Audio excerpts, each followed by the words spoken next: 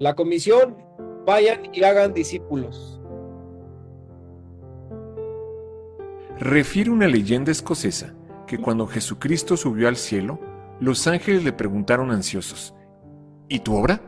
¿Quiénes la continuarán en tu ausencia corporal? A esta pregunta Cristo contestó: mi obra quedó bajo el cuidado de mis discípulos. Ellos la continuarán.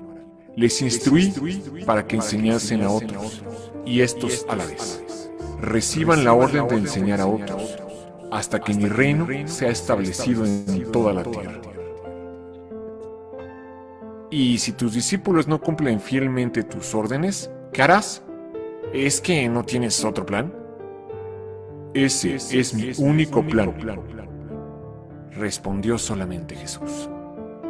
La comisión que Jesús nos ha dado a todos y cada uno de los creyentes, a cada uno que hemos recibido a Jesús, tiene tres componentes esenciales. Pongan atención: ir, hacer y discípulos.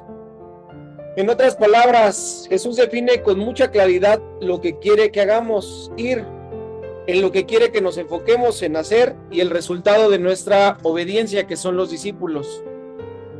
Veamos cada uno de estos tres componentes de acción. Primero, ir.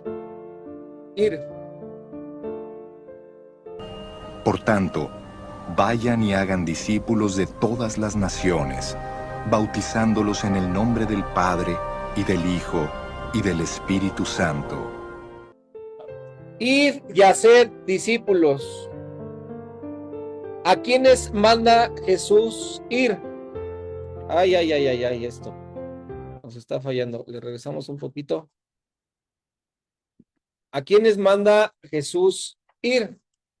¿Quiénes tienen la encomienda? Mateo capítulo 28, ahí lo que está escrito es claro, ¿no? La encomienda, ¿a quién se la está dando? A los discípulos. Y muchos podrían decir: Ara, puedes cerrarlo un tantito. Muchos podrían decir que pues la encomienda está dirigida a los apóstoles, porque eran los que estaban en ese tiempo.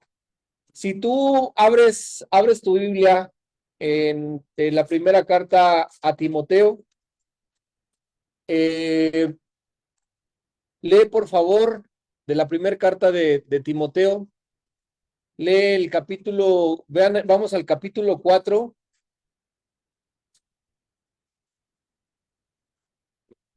Capítulo 4, versículo desde el 7, me parece. ¿Qué dice el 1 Timoteo 4:7?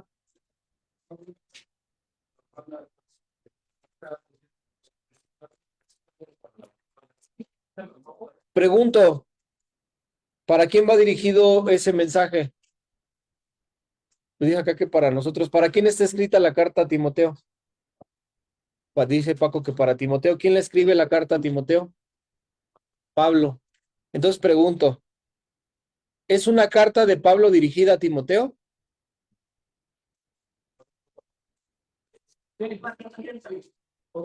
A ver, ¿cómo? ¿Por qué avienta? Pero la carta comienza, ¿cómo comienza la carta a Timoteo? ¿Cómo comienza la carta a Timoteo? Pablo, apóstol de Jesucristo. ¿A quién? A Timoteo, y verdadero hijo.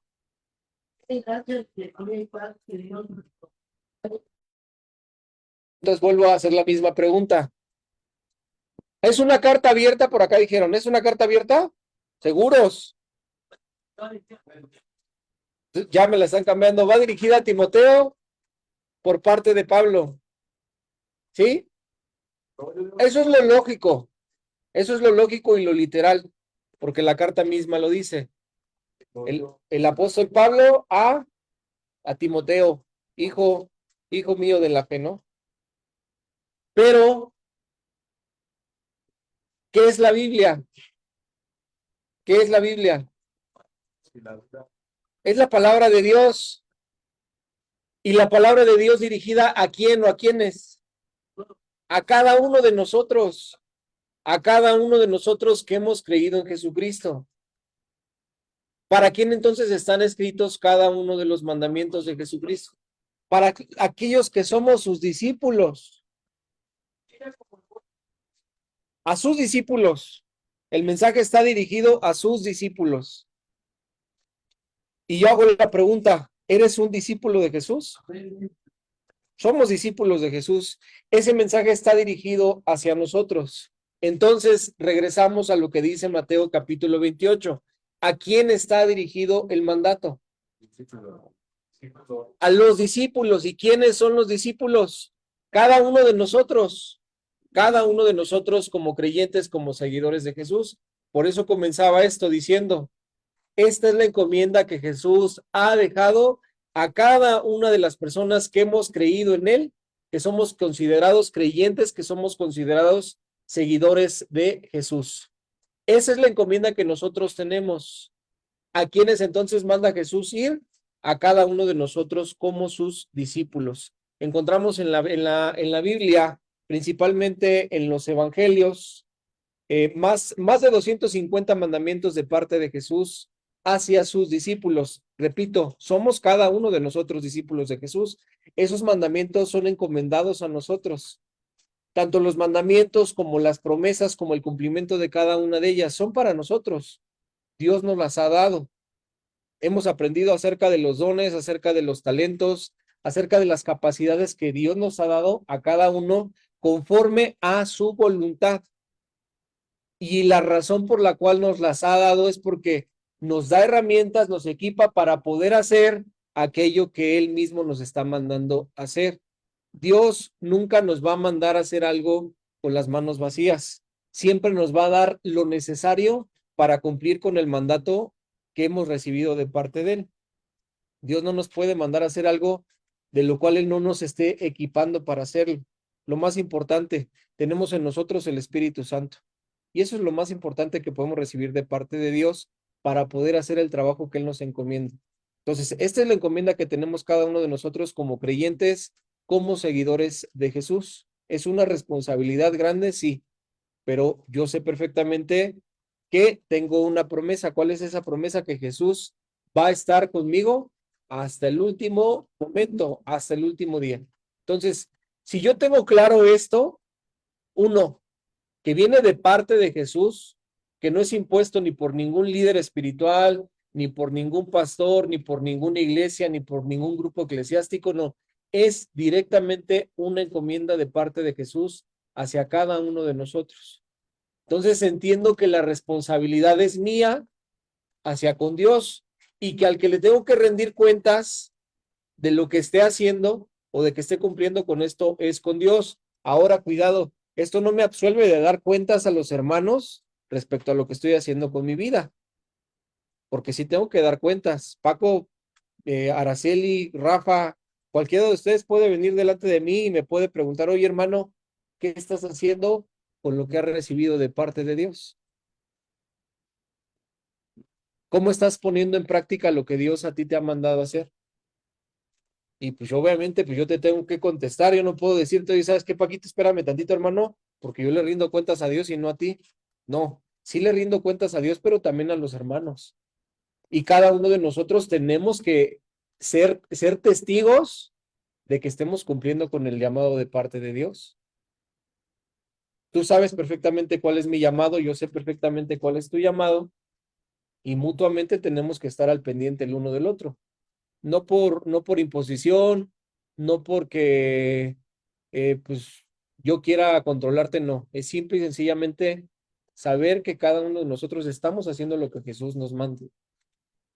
Y digo, si cada uno de nosotros en alguna ocasión hemos trabajado, pues hemos tenido un patrón. ¿Y ese patrón para qué es? Una, para verificar que estemos haciendo lo que nos ha mandado, ¿no? Otra, pues porque nos tiene que también dar una paga. Y otra, tenemos que rendirle cuentas. Él es el patrón, es el que nos contrató. Y si tú no estás haciendo lo que te mandó por lo que te contrató, pues con la mano en la cintura y tranquilamente te va a decir, ¿sabes qué, mijito? Vámonos. vámonos porque no estás haciendo las cosas que te estoy mandando. Tú no puedes obtener un trabajo, llegar al trabajo, sentarte, rascarte la panza y, ay, gracias a Dios tengo trabajo. No, tienes que poner manos a la obra, tienes que llevar a cabo las labores por las cuales te han contratado. Es exactamente lo mismo con el Señor. Hemos recibido un llamado de parte de Él, todos, todas, sin excepción, y tenemos que cumplir con ello. ¿Sale? Hay 5 verdades en las Sagradas Escrituras respecto al ir. Primero, el discípulo debe ir al aprendiz y no viceversa.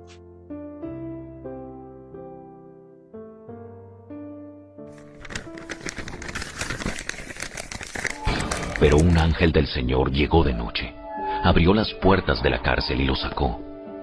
Luego les dijo: Vayan al templo y denle a la gente este mensaje de vida.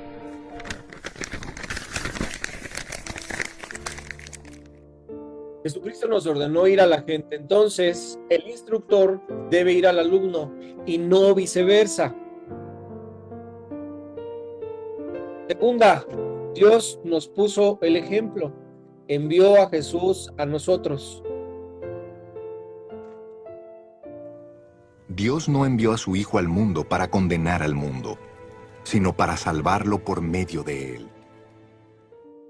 Tercera, Jesús nos buscó a nosotros.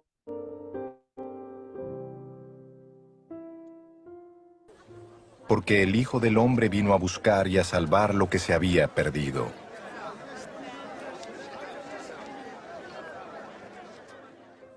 Cuarta, en esto consiste el amor, en ir.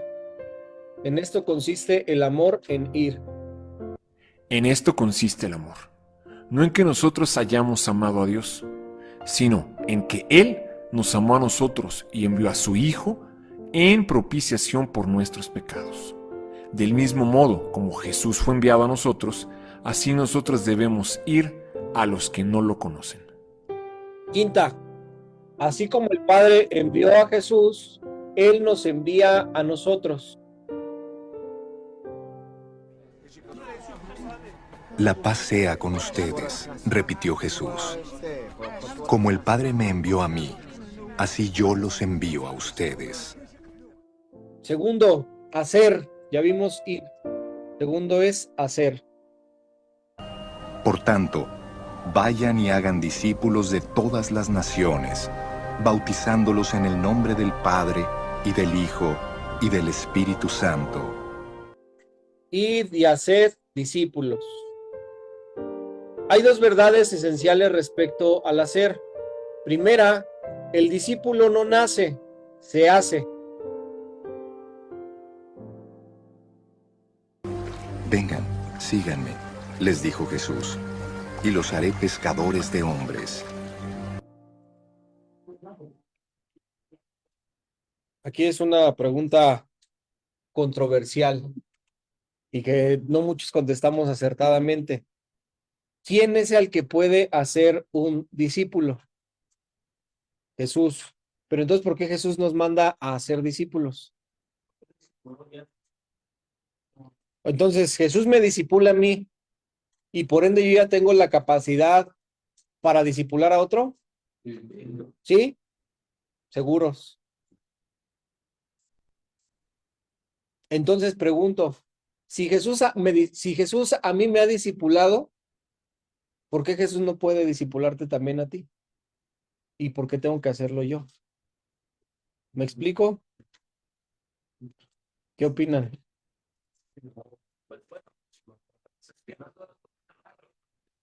No todos conocen la palabra.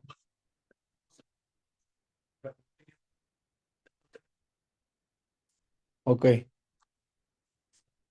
Cuando nosotros decidimos creer en Jesús, en ese preciso momento, el Espíritu Santo viene a morar con nosotros y se hace uno con nuestro espíritu. Y dice de la Escritura que por la fe, Cristo habita en nuestros corazones. La encomienda de Mateo 28 tiene una promesa. Ya les mencionaba yo cuál es esa promesa, que Jesús va a estar con nosotros hasta el fin del mundo, hasta el último momento. Jesús es el único que tiene la capacidad y la autoridad para discipular. Nosotros no la tenemos. Pero yo sé perfectamente que Jesús habita dentro de mí y sé que Jesús habita dentro de ti. Cuando nosotros estamos discipulando, pues es Jesús el que lo está haciendo. A través de nosotros sí, pero es Jesús quien lo hace. Obviamente yo tengo una responsabilidad. ¿Cuál es esa responsabilidad? Lo vamos a ver también más adelante respecto a lo que tenemos que hacer para hacer discípulos, sí.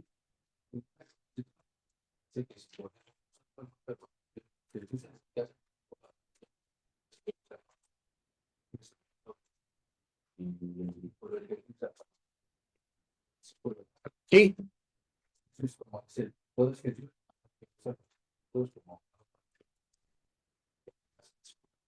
exactamente.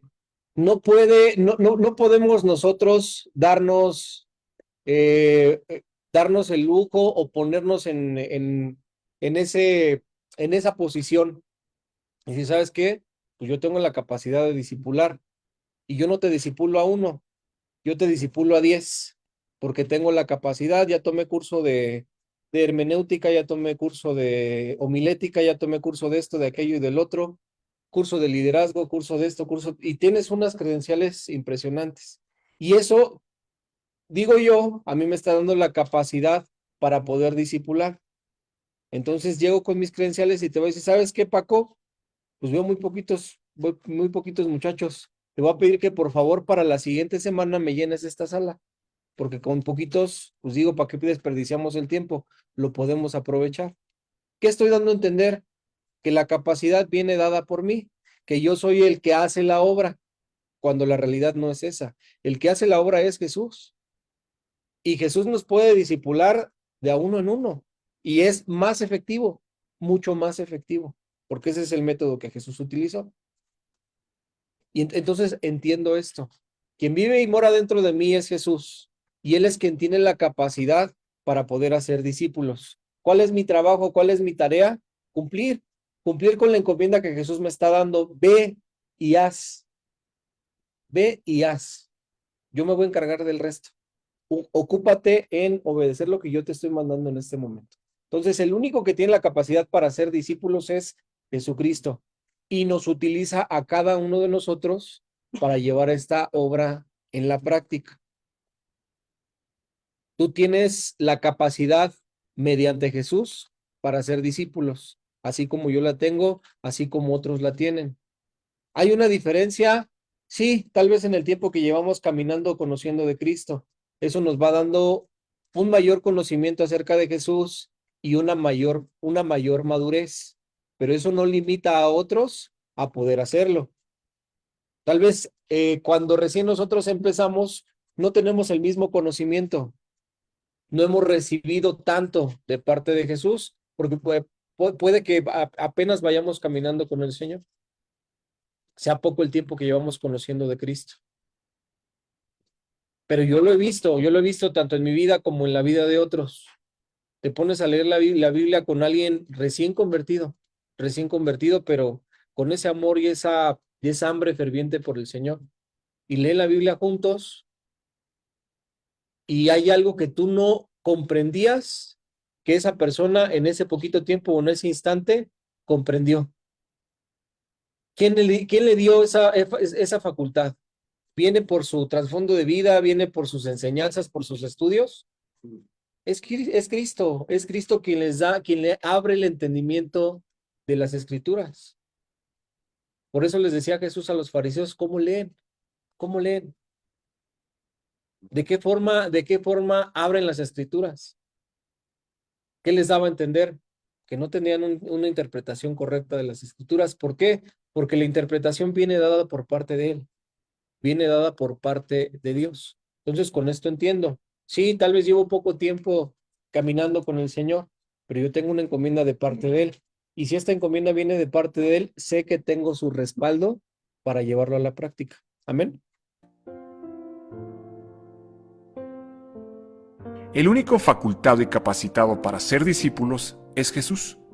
Cuando un cristiano decide ser discípulos, entonces Él está incluido en el plan. ya que necesita buscar a otro cristiano para que juntos, por medio de Jesús, que vive en ellos, se discipulen el uno al otro. Segunda, lo que se requiere para hacer un discípulo.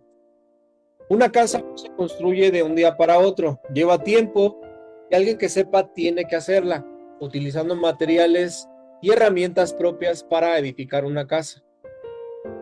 ¿Qué se requiere para hacer un discípulo? ¿Qué se requiere para hacer un discípulo? Lo mismo que conllevan en muchas otras responsabilidades, pero son distintos los instrumentos. Se necesita tiempo, se necesita dinero y se necesita esfuerzo. Eso es lo que a mí me conlleva. Esa es mi responsabilidad, eso es lo que me toca hacer a mí. ¿Cuáles son las herramientas que Dios me ha dado para poder hacer un discípulo? Tenemos su palabra, tenemos la palabra de Dios, tenemos en nosotros la Biblia. ¿Qué hay en la Biblia? Cada una de las enseñanzas de Jesús. Yo les comentaba que en los evangelios o en el Nuevo Testamento tenemos más de 250 mandamientos dados por Jesús. Tenemos mucho de dónde sacar, tenemos muchísimo de dónde echar mano. En la Biblia tenemos un sinfín de enseñanzas, un sinfín de aprendizajes de parte de Jesús hacia nosotros. Eso a mí me hace entender que no tiene que haber razón alguna para yo tener que buscar o escarbar de otro tipo de herramientas. Y les decía yo hace un rato, ¿no? A veces quiere el cristiano equiparse con cosas fuera de, como que, como yo les mencionaba, cursos de liderazgo, cursos para tener una mayor eficiencia al hablar, cursos de expresiones con las manos, no sé, un sinfín de herramientas que son parte del mundo. Yo no digo que sean malas, yo no digo que sean malas, pero no son lo esencial, no son lo más importante. ¿Pudiera yo tomar un curso para expresarme de una mejor manera? Sí, es bueno, es una buena herramienta. Tal vez eso me va a ayudar a explicar de una manera mejor, a hablar más coherentemente, a ya no ir tan rápido al modo de explicar, me va a ayudar. Pero de nada me sirve a mí tener una buena manera para hablar, una buena manera para expresarme, si lo que expreso, si lo que enseño no corresponde a la doctrina de Jesús. De nada me sirve. Entonces, lo principal que tengo que hacer es enfocarme a enseñar lo que está en la palabra de Dios, enfocarme a enseñar lo que Jesús ha enseñado.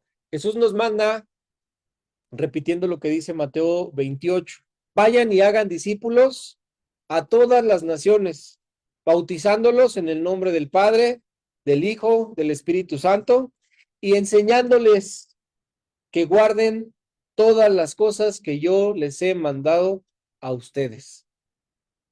Nos dice claramente cómo hacer discípulos. Vayan, es una. Hagan. ¿Cómo lo hacemos? Bautizándolos en el nombre del Padre, del Hijo, del Espíritu Santo y enseñándoles. ¿Enseñarles qué? Todas las cosas que Jesús nos ha mandado a hacer. ¿Qué nos ha mandado a hacer Jesús? Lo que encontramos en la Biblia. Más de 250 mandamientos. Menciónenme cinco mandamientos que conozcan ustedes en la Biblia, dados por Jesús a sus discípulos. No adulterar, no adulterar.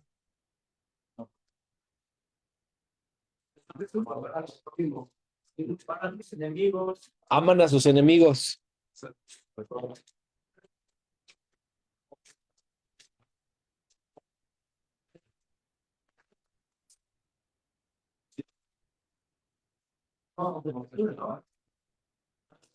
Nada más me han dado dos. Los otros que están mencionados, honrarás a tu padre y a tu madre, pues sí, Jesús también lo dijo. ¿Qué más?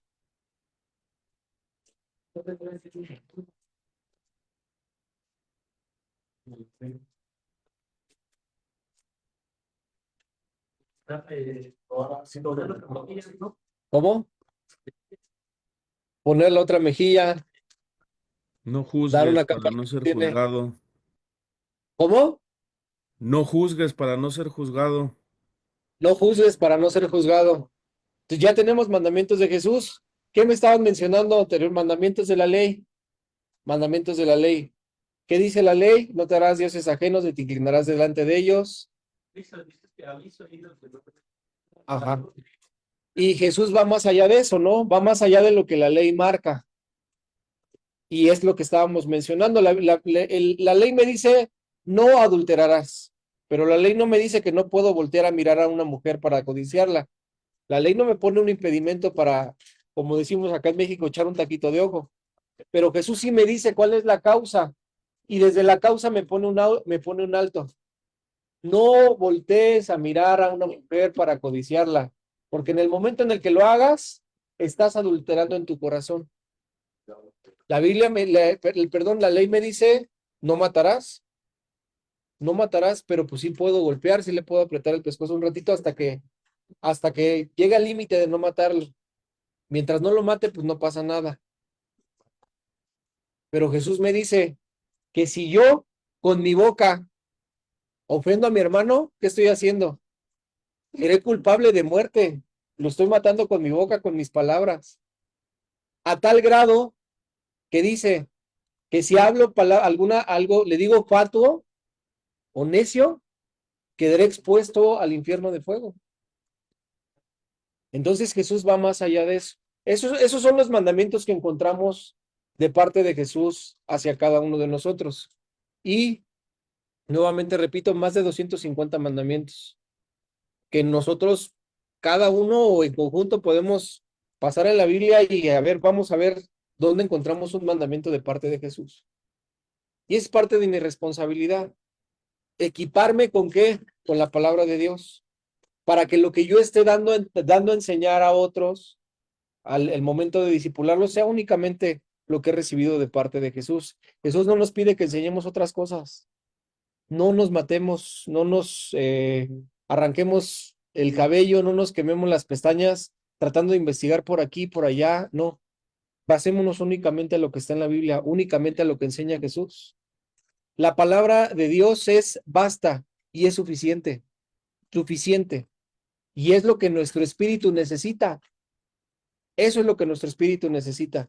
Podemos alimentar la mente, podemos alimentar la carne, sí, con muchas enseñanzas, muchos métodos, muchos tipos de aprendizaje, pero eso no es lo que alimenta mi espíritu. Yo te puedo, o podemos dar un mensaje motivacional y vamos a salir brincando de este lugar, motivados al 100%, pero eso es realmente lo que Dios quiere de mí, lo que Dios quiere para mí. Eso no es lo que Dios quiere para mí.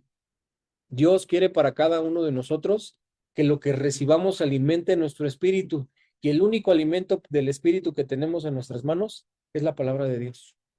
No hay más, no hay más. Si para hacer un zapato o cualquier cosa se requiere materia prima, herramientas, conocimiento y tiempo, ¿cuánto más para ser un discípulo? Para ser un discípulo se requieren 5 cosas. El que lo sabe hacer, Jesucristo, el único.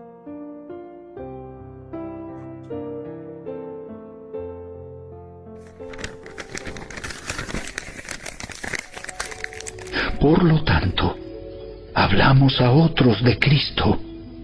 Advertimos a todos y enseñamos a todos con toda la sabiduría que Dios nos ha dado.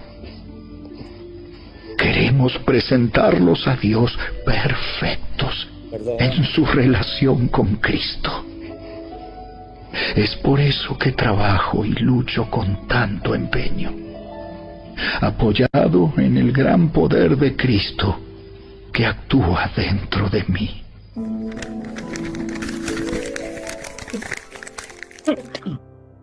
De saber o no saber esto se deriva la gran diferencia entre el cristianismo y la religión. En las religiones hay jerarquías y ciertos hombres especiales ungidos, ordenados, que conforman el liderazgo o el clero, y todos los demás son el pueblo, y por eso sus discípulos son discípulos de hombres. Pero en el cristianismo, todos los que han recibido a Cristo han sido hechos reyes y sacerdotes por la sangre de Cristo y tienen la misma capacidad y jerarquía y pueden ser discipulados por Jesús. El procedimiento, el de Cristo: evangelizar, entrenar y enviar.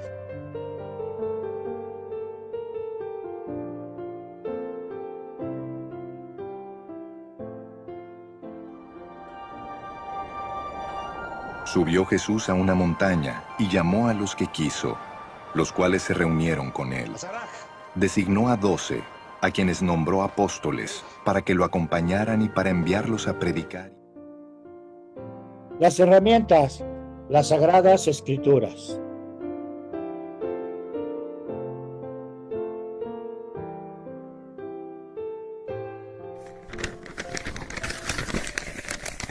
Toda la Escritura es inspirada por Dios y es útil para enseñarnos lo que es verdad y para hacernos ver lo que está mal en nuestra vida. Nos corrige cuando estamos equivocados y nos enseña a hacer lo correcto.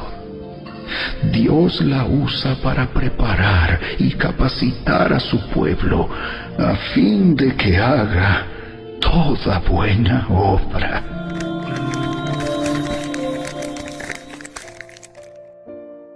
La materia prima son los rudimentos de la doctrina de Cristo. Vamos a poner la materia prima, ¿eh?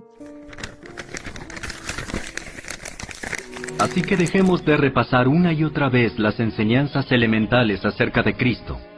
Por el contrario, sigamos adelante hasta llegar a ser maduros en nuestro entendimiento. No puede ser que tengamos que comenzar de nuevo con los importantes cimientos acerca del arrepentimiento de las malas acciones y de tener fe en Dios.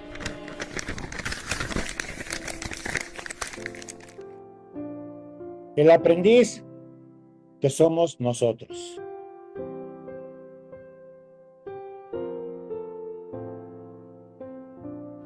Carguen con mi yugo y aprendan de mí, pues yo soy apacible y humilde de corazón, y encontrarán descanso para su alma. Porque mi yugo es suave y mi carga es liviana.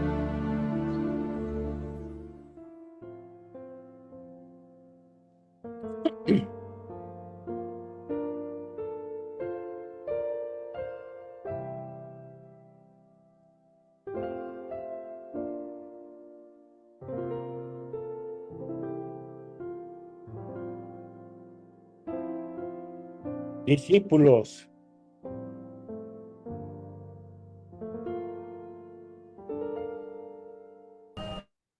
Por tanto, vayan y hagan discípulos de todas las naciones, bautizándolos en el nombre del Padre, y del Hijo, y del Espíritu Santo. Ir y hacer Id y discípulos. haced discípulos. La palabra discípulo tiene sus raíces en la disciplina, el aprendizaje y la pedagogía. Tiene que ver con una escuela. Y sí, efectivamente, Dios tiene una escuela para formar discípulos, pero no es en un salón de clases, ni son los institutos o seminarios bíblicos, sino la escuela de Cristo, en la vida diaria, en el campo de batalla, con el Espíritu Santo como maestro y otro creyente, para ser instruido por Cristo por medio de él.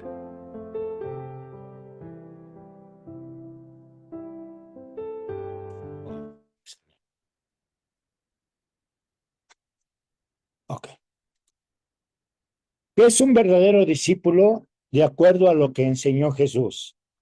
Bueno, esta pregunta implica que en esta palabra verdadero, la Biblia enseña claramente que no todo el que se dice discípulo de Cristo, lo es.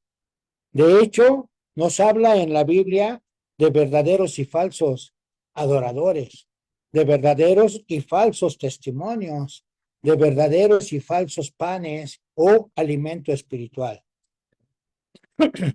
del verdadero Dios y de falsos dioses, el verdadero Salvador y de los falsos salvadores, las verdaderas profetas y los falsos profetas. También nos habla de la vida verdadera. Y la vida, la vid falsa, ¿no? Nos habla de la vid verdadera y de la vid falsa. Y respecto a los discípulos, nos habla de los verdaderos discípulos y los falsos discípulos. Hay 4 referencias bíblicas dichas que Jesús mismo, y si alguien está autorizado para definir que es un discípulo de Cristo, pues es Cristo mismo el que nos va a manifestar y el que nos va a decir que en realidad somos sus discípulos. En Juan capítulo 8, versículo 31, dice la palabra que si permanecieren en mi palabra, serán verdaderamente mis discípulos y conocerán la verdad y la verdad los hará libres. Hay en esta la primera característica o el primer requisito de un discípulo de Cristo, de un verdadero discípulo de Cristo, que es permanecer en la palabra de Cristo. Jesús lo dijo, si permaneces en la palabra, no está hablando de que seas un erudito de toda la Biblia. No nos está hablando que tengas que conocer profundamente las Escrituras. Nos habla de que tenemos que permanecer en su palabra, ¿ok? Entonces, está siendo específico que es de mi palabra. Y en este punto se está refiriendo específicamente a los 5 libros de la Biblia, que es Mateo, Marcos, Lucas, Juan y Apocalipsis, que es el que se considera como el 5º evangelio.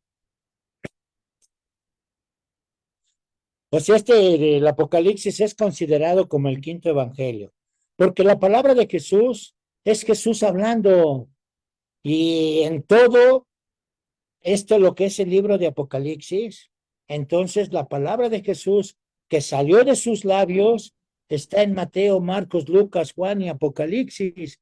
Lo que nos está diciendo ahí es que si tú permaneces en mi palabra, que son los 5 evangelios, entonces eres verdaderamente mi discípulo.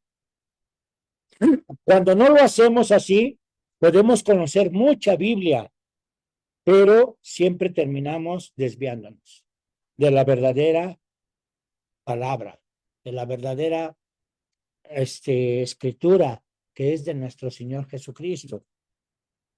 Por eso debemos leer toda la Biblia y a la par de ir leyendo Mateo, Marcos, Lucas, Juan y Apocalipsis.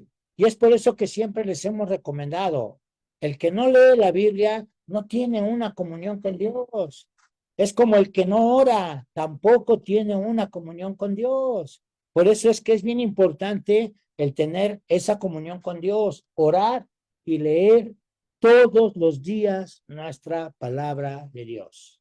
La palabra de Dios, que es nuestra Biblia. Tenemos que leerla, mis hermanos. Y nunca dejar de leerlos toda nuestra vida. Bastaría esto, pero hay 3 requisitos más que vienen como resultado de permanecer en la palabra de Cristo. Si tú nada más aprendes esto y nada más permaneces en la palabra de Cristo, te aseguro que el Espíritu Santo te va a revelar las otras 3. El segundo requisito está en Lucas 14:26. Si alguno viene a mí y no aborrece a su padre y madre y mujer e hijos y hermanos y hermanas y aún también su propia vida, no puede ser mi discípulo.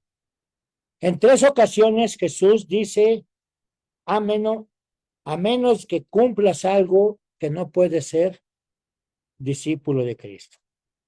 Entonces, tenemos que cumplir el requisito. ¿Cuál es? Permanecer en su palabra. Ahora, lo que nos está dando a entender en el segundo requisito es que debemos amar a Jesús por encima de todo. No está diciendo que tenemos que odiar a nuestros padres, porque cuando dice el que no aborrece, esa palabra aborrecer es amar menos. La palabra aborrecer es amar menos. O sea, el que no ama menos o me ama a mí menos que a su padre o madre, entonces no es digno de mí. ¿Qué nos da a entender? Que esta palabra de aborrecer no es odiar a nuestros padres, simplemente es que amamos menos. Y nuestro Señor Jesucristo nos dice que tienes que amarlo a Él sobre todo y por todo. Más que a tus papás, más que a tus hermanos, más que a tus hijos. Tenemos que amarlo más a Él. No podemos amar más a nuestros papás que a nuestro Señor Jesucristo. Nuestro Señor Jesucristo nos puso el ejemplo completo y total para poder permanecer en su bendita palabra, para poder ser un verdadero discípulo de Cristo. Salud. Y esto es lo que nuestro Señor Jesucristo nos enseña y nos quiere dar a nosotros todo el entendimiento para que podamos amarlo. Nunca lo vamos a amar como Él nos ha amado. ¿Por qué? Porque Él dio su vida. Nosotros no puede ser posible. Quizás podamos decir, sí, voy a dar la vida por mi mamá, por mi papá, por mi hijo, pero ¿darías la vida por mí? ¿Darías la vida por el indigente? ¿Darías la vida por el que te robó? Humanamente dices, no, ¿cómo puede ser esto posible? Pues mi Señor Jesucristo dio la vida por ti, por mí, por toda la humanidad. No le importó que la humanidad sean delincuentes, asesinos, homicidios. Nada. Simple y sencillamente, por amor a la humanidad, Él dio su vida. Por eso nos dice la bendita palabra, que el buen pastor da su vida por las ovejas. Y nosotros somos las ovejas de nuestro Dios de amor. Por eso es que Él dio su vida por nosotros. Y cuando nosotros entendemos el por qué nuestro Señor Jesucristo dio su vida por nosotros, empezamos a entender lo que Él nos pide, que seamos sus verdaderos discípulos. ¿Para qué? Para que podamos entender ese amor que ya derramó en nuestro corazón, poderlo poner en práctica, amando a nuestro prójimo, amando sobre todo a Dios y a mi prójimo, a mi semejante, a mi familiar, a mis papás, a mis mamás. Sí, los amo, los quiero. Pero ¿sabes qué? Tengo que amar más a Cristo que a nuestros propios padres. Entonces dice que la tercera, esta está en Lucas 14:27, dice, y el que no lleva su cruz y viene en pos de mí, no puede ser mi discípulo. Entonces, el tercer requisito para ser discípulo de Cristo es llevar la cruz de Cristo. Y el cuarto es venir en pos de Él. Si tú de verdad permaneces en la palabra de Cristo, el Espíritu Santo te va a ir revelando, porque de ahí surge y de ahí nace los verdaderos discípulos.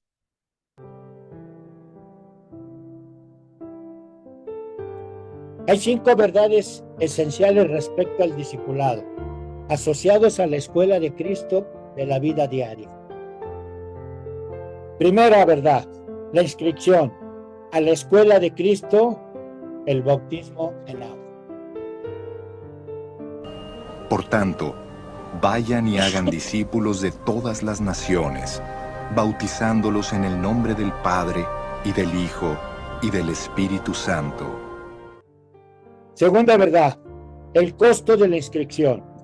¿Y cuál es? Renunciar a todo lo que se posee. Si alguno viene a mí y no sacrifica el amor a su padre y a su madre, a su esposa y a sus hijos, a sus hermanos y a sus hermanas, y aún a su propia vida, no puede ser mi discípulo. De la misma manera, cualquiera de ustedes que no renuncie a todos sus bienes, no puede ser mi discípulo.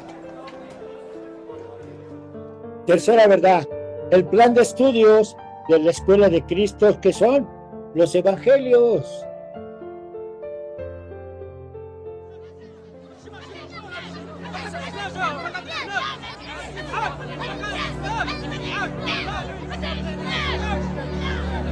Jesús se dirigió entonces a los judíos que habían creído en él y les dijo: si se mantienen fieles a mis enseñanzas, serán realmente mis discípulos.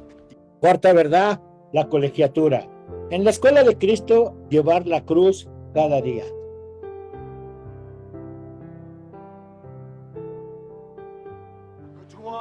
Dirigiéndose a todos, declaró: si alguien quiere ser mi discípulo, que se niegue a sí mismo, lleve su cruz cada día y me siga.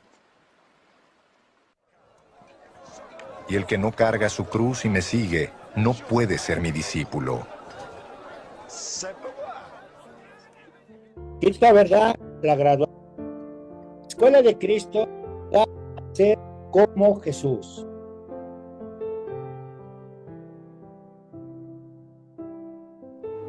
Basta con que el discípulo sea como su maestro y el siervo como su amo. Si al jefe de la casa lo han llamado Belcebú, ¿cuánto más a los de su familia?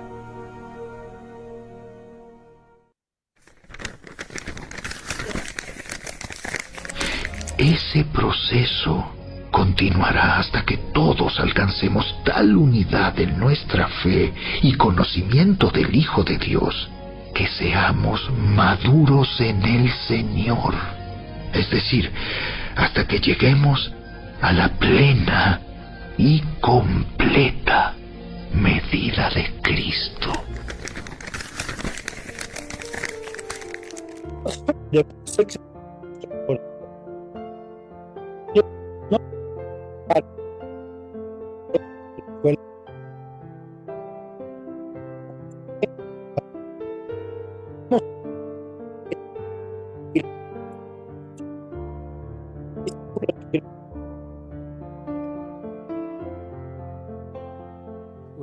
Bueno, aquí estamos en nuestra última sesión juntos. Verdaderamente disfruté de ellas. Amo la palabra de Dios. Y me encantan las exigencias de Jesús y lo que implican sobre la persona de Jesús. Y qué buen sitio para terminar, en el mismo final de su vida y su ministerio sobre la tierra. Es decir, con la gran comisión. Así que aquí estamos. Y Jesús está en la cruz. Comencemos por ahí. Y no está exigiendo. Una de las cosas más grandes que dijo fue: consumado es. Mi obediencia es consumada y perfecta, y tú la necesitas. Mi sufrimiento ha sido consumado, y tú lo necesitas para cubrir todos tus pecados. He consumado el cubrir los pecados. He consumado el quitar la ira de Dios de mi pueblo.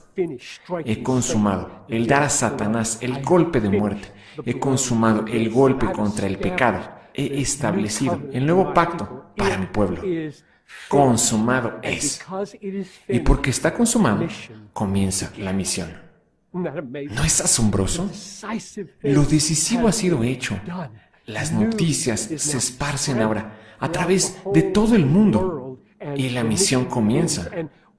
Y lo que es tan abrumadoramente asombroso acerca de la misión es que sucede a través de ti y de mí. Podríamos desear: oh Jesús, desearía que no te hubieras marchado, porque eres tan poderoso, tan impresionante. Y Él dice: como el Padre me ha enviado, yo los envío a ustedes. Dice: todo aquel que reciba al que yo envío, me recibe a mí. Y el que me recibe a mí, recibe al Padre que me envió. Estas palabras son impactantes para los emisarios de noticias. La misión comienza donde termina la redención, en la cruz. Y nuestra gran tarea es participar y esparcir estas noticias con todas nuestras fuerzas a todas las naciones del planeta. Así que aquí estamos en Mateo 28, 18 al 20. Toda potestad, esto lo dice Jesús, toda potestad me es dada en el cielo y en la tierra.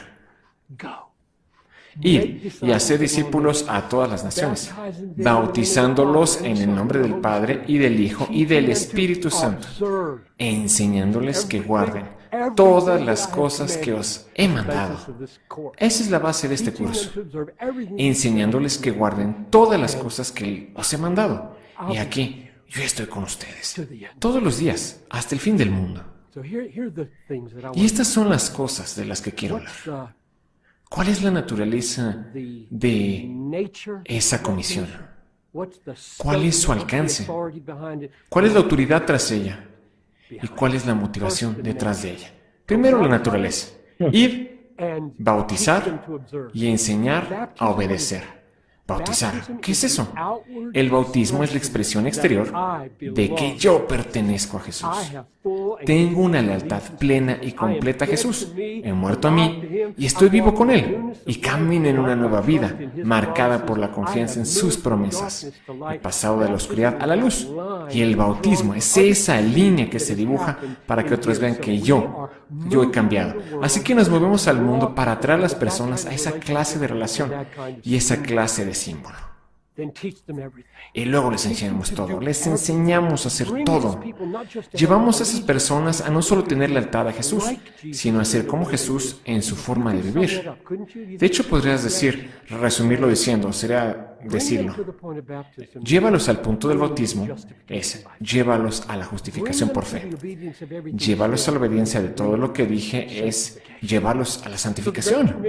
Así que la gran comisión es, vamos, predique el evangelio de tal forma, con tal plenitud, que la gente esté bien con Dios, por fe en Cristo, y se transforme completamente en cualquier sitio, que se levanten iglesias, todo se ha cambiado.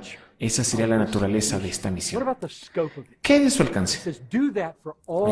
Él dice, haced eso por todas las naciones. Probablemente ya te lo han dicho, pero no se puede decir demasiado.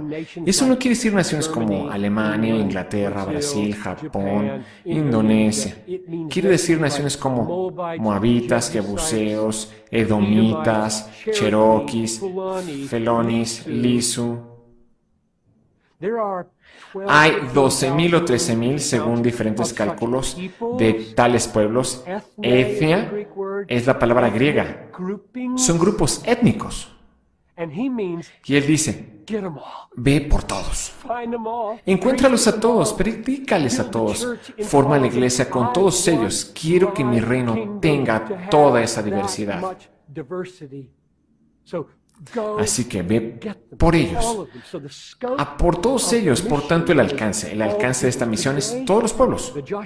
Hoy el proyecto Joshua dice que tenemos 6,000 pueblos más o menos que todavía no han sido alcanzados.